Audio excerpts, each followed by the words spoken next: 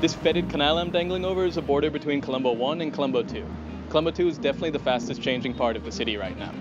Back in the day, the Dutch used to row their slaves over here, and they filled the canal and the Bear Lake with crocodiles to keep people from escaping. The British later stationed Malay sepoys there, or soldiers, and they evolved into a community over time.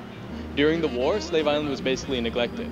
But now the war is over, the powers that be have figured out that this is prime land, and they're putting up a lot of high-rises. So a lot of the views we're showing you will not be the same. There'll be gleaming glass all around. This little park is actually quite beautiful and mostly empty.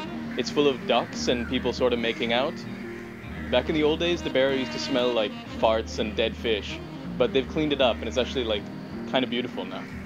Directly in front, you'll get the Altair, which is 68 stories, designed by the same guy that did Marina Bay Sands. Right next to that, you'll get the Colombo City Center by Abans. So within about 5 years, this little bowl will be surrounded by skyscrapers. This is the CIMA Monica. It's one of my favorite temples. It's built by a Muslim family, the Musajis, which shows that we can sort of get along. And it's special because it's surrounded on 3 sides by water, and it's not touching the ground. That's a requirement for the ordination of monks in certain sects, which is what this place is used for. This is the Ganga Ramaiah temple, run by the very colorful Porihamdro. It's definitely the most busy temple in Colombo. You can find a lot of different stuff inside because Porihamdro is a bit of a hoarder.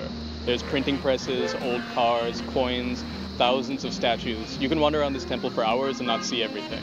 It's a bit fascinating.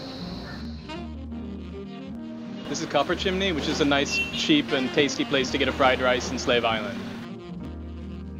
It's a bit heavy on the salt and I would assume MSG, but it's damn tasty. To my right is what will be Cinnamon Life. This will be a huge residential commercial complex. It'll have swimming pools, maybe an ice rink, restaurants, office buildings. It'll change the skyline and the culture of this area completely.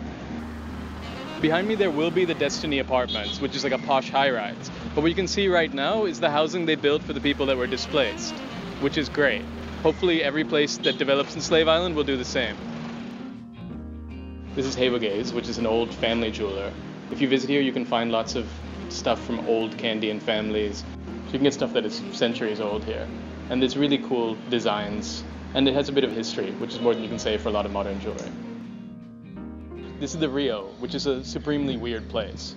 This used to be a somewhat happening hotel, but then people were assholes and they burnt down the cinema in the '83 riots, and it never really recovered. It sort of laid fallow for decades until our friend Jan Ramesh took some interest in this place. And then they started having plays. Paria was here, and they had Pete Interchange, which is like a big music dance party.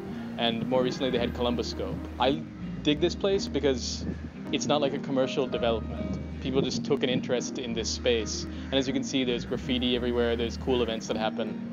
It's a weird, weird place. This was the Eagle's Nest nightclub. Now it's just post-apocalyptic. This view you're looking at here, we'll never see again.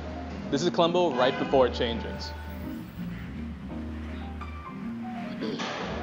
This is the Castle Hotel, which is the best dodgy bar in Colombo.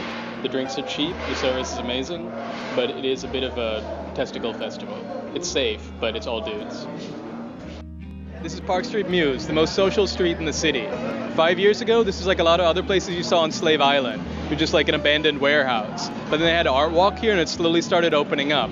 Now look at it, it's like booming. If you want to get the real like city feel in Colombo, this is the spot. Behind me a bunch of Harpo's joints, and I think Harpo. Park Street Muse does perhaps some of the best plating in the city, and Curve is a really happening, friendly, and a high service level bar.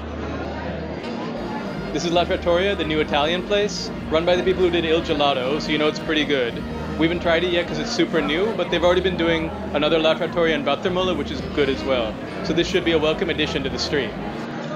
This is Café Francais. It's an actual French-run restaurant. They have really good food, and they work really hard so that you have a good time. This is White Horse. It's like the hotspot for underage drinking, although you do get people my age and like creepy uncles. But please don't bust them, they're cool. This is Burger's King, where everybody ends up at the end of the night. It's actually more popular than the legit Burger King around here. It's a classic spot for a late night guilty burger. What I recommend is the Charlie or the Cordon Bleu, or really anything that involves chicken and frying. That's the end of Colombo 2, the weirdest and fastest changing part of the city. Next up, as you might guess, Colombo 3.